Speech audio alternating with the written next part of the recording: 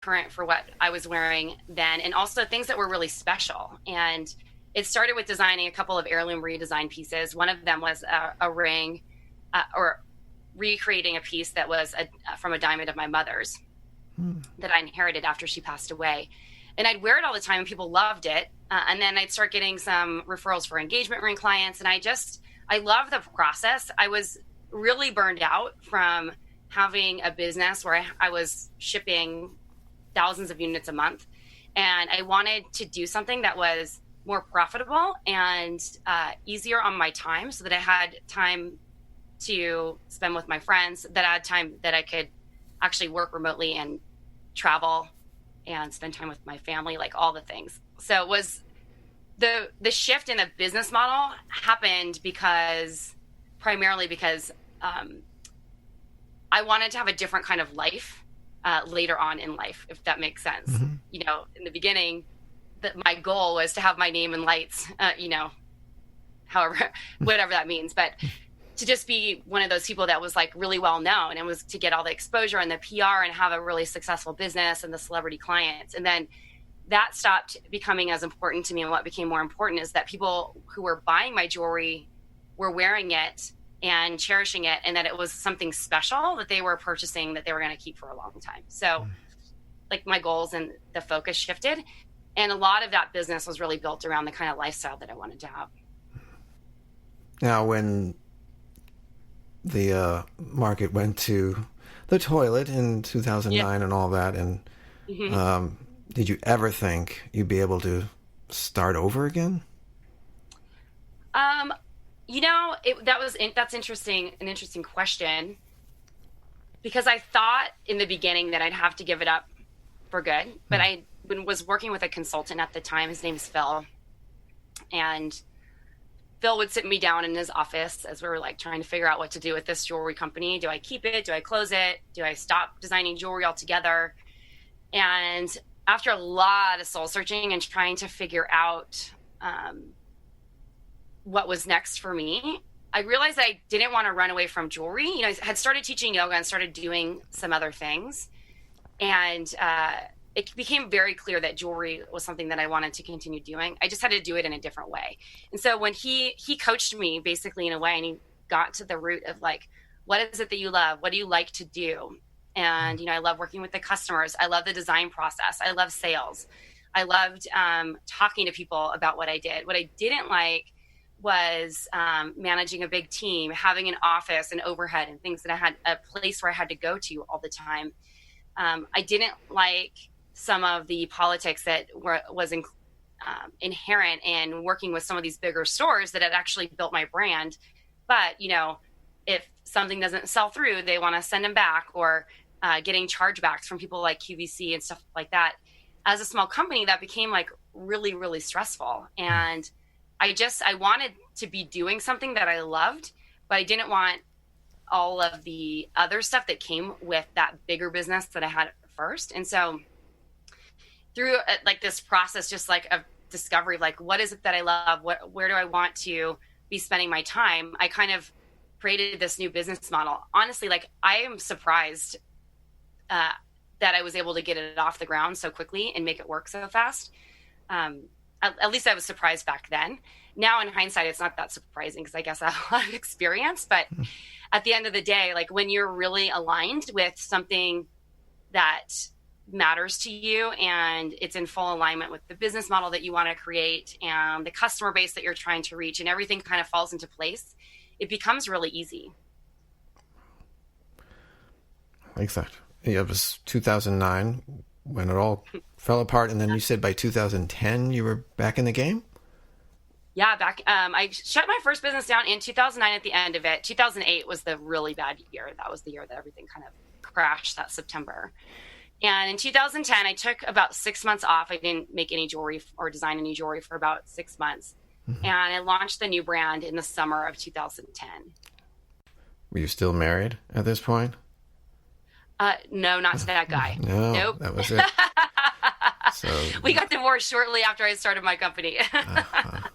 Couple of years in. That was another shift. She had to do yeah.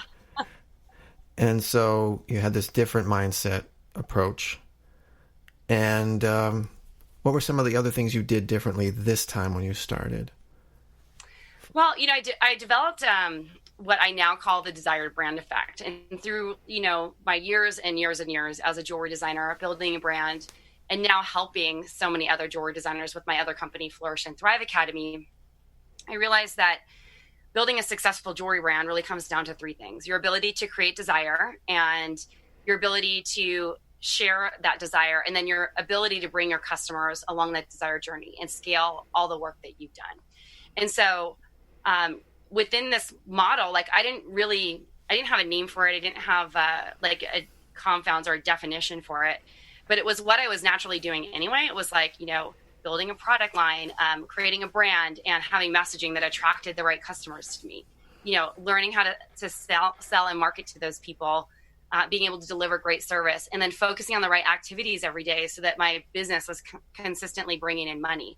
And then, having, a financial and business plan, having the systems and automation in place, and also the support around me to be able to make that happen. And so once you kind of have those pieces of the spoke and the wheel working together, it becomes really easy. So it was really fast. Within 18 months, I'd had my most profitable month in business up until that point. And it blew my mind because I'd never personally taken home that much money ever in a month. So it was interesting to see when it's all working in alignment, how this can work. And I think a lot of times the issue with artists and designers and aspirational product brands and people who are trying to build a business is that they have a hard time zooming in and zooming out at the same time and understanding all the pieces of what needs to happen in order for them to reach their goal, and being able to actually remove themselves from the process enough so that they don't become a huge bottleneck in their business or the growth of their company.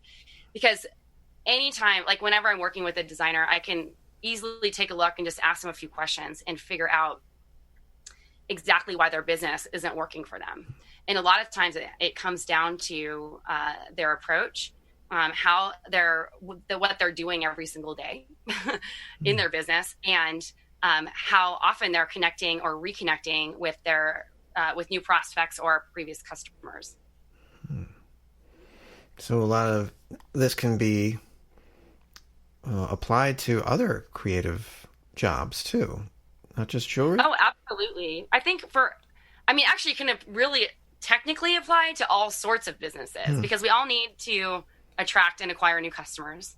We all need to convert those people into buyers, and we all need to be able to remove ourselves so that we can scale our company and start pulling away in a way so that we aren't, when I say pulling away, just not being so involved in the day-to-day, by using, technology, automation, hiring a team, or having a support system around us so that we can bounce ideas off, so that we're not working in a silo and, basically blocking our success.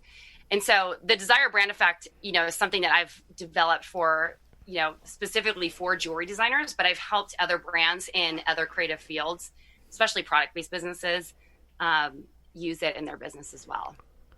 And this is something that you developed with the help of just things you've learned and things you've observed and experienced? It's just a working business model that I've used over time. When you start really diving in, what works. At this point, I launched Flourish and Thrive Academy, my jewelry mentoring company, we're almost 8 years old, with my friend Robin Kramer. And, I looked back to the content and everything that we were developing back then in our signature program. While it's gone through many iterations, at the core, all these pieces were still there. We just didn't have a name for it, right? So as I launched another business called Creatives Rule the World about 2 years ago, or a year and a half ago, I should say. And I'm finding that, a lot of the people that I mentor through that business, it's the same thing. They all need to be creating desire for their business, or, attracting the right people. They all need to be selling something, in order to make money. And they need to be able to continue to move those customers along that sales process so that they're selling to them again because it's easier, and removing themselves so that they can continue to grow. So essentially it does work for everything. I'm writing a book about it right now for jewelry designers. And then I feel like I have this vision of it being many iterations where it's like for product companies, for artists, and just like tweaking the languaging a little bit so that the message lands with those other audiences as well. Yeah. Well, let me pre-order that book. Definitely. It's a good one. Yeah, absolutely. What is the inspiration for Flourish and Thrive Academy? Well, that company was developed because after my first business had failed and I launched the new company, I realized that after 11 years in Tracy Matthews Designs, like a lot of the things that I was doing in the business, ultimately, my sister was my operations manager for a while. And she said to me at one point, like, if we could just start over, this was about like year 9 in, we could be able to scale this thing so quickly. But the issue is that we had so many broken things and leaks and holes in the systems and processes and all the things that we had in place in the structure of the company, that it was like, instead of being able to just like create this streamlined system, we were like patching up holes to try and like keep the boat from sinking. Right. And so with that hindsight, you know, we used to say that to each other. We're like, oh, we could just really make this grow. And when I closed that company and started my new business, it was really easy because I'd already been through like the worst part of it. So I took the best of everything that I ever did and built another company from the ground up super simply in a way that worked for me. And so when I launched Flourish and Thrive, it was really because I was getting a ton of designers reaching out to me. I mean, I had been for many, many years. They would shoot me an email or message me. This is before social media, but so it was typically through email or even like finding my phone number and calling, asking if they could pick my brain and or take me to coffee or do all the things that people want to do when they admire someone. And in the beginning, I would do it a little bit, but then over time, you know, it's just I don't have time to talk to everyone. So I started developing consulting packages, and I started coaching and consulting for jewelry brands. And I knew that in order for them to really get results, they had to work with me for a year on a one-on-one basis. The issue is that a lot of these designers and artists, you know, they were self-funding their business. They didn't come from family money. You know, sometimes it was a side hustle and they were working a job that they could barely pay their bills, or they were trying to support themselves solely on the jewelry business, and they weren't making enough revenue at the time to really invest in the consulting. And so people wouldn't be able to, only a handful of people would be able to take me up on the offer for consulting. So because basically I was charging maybe $1,500 a month, and it was a 1-year commitment. So I had the idea, like, what if I took all this knowledge and turned it into a program that was scalable, and we could sell that program to a lot of people. And so I started testing the idea. I reached out, started asking people if they'd be interested. Is this something that you want? And we got a lot of interest. And so I launched a beta of our Laying the Foundation program, which is still our signature program that the Desired Brand Effect is built around, back in 2012 with my friend Robin Kramer. And we pre-sold it, and we sold maybe 20 seats in the pre-sale, and launched it in that fall. And I think sold a total of 50 seats. I felt like that was a big win because we ended the year profitable. And at the end of it, people talked about how amazing the program was and what great results that they got. We had designers immediately who already had successful businesses having 30% increase in sales, and a lot more clarity about what their brand was all about and their messaging, and basically a shortened sales cycle because they were building this confidence to actually put themselves out there. So we launched it again about a couple months later in January of 2013. In that time we had maybe sold 100 seats in the program. And that was really awesome because we got to see our designers having amazing results. And some of the designers who took it back then and that first fully fledged after we like repurposed the content and everything. And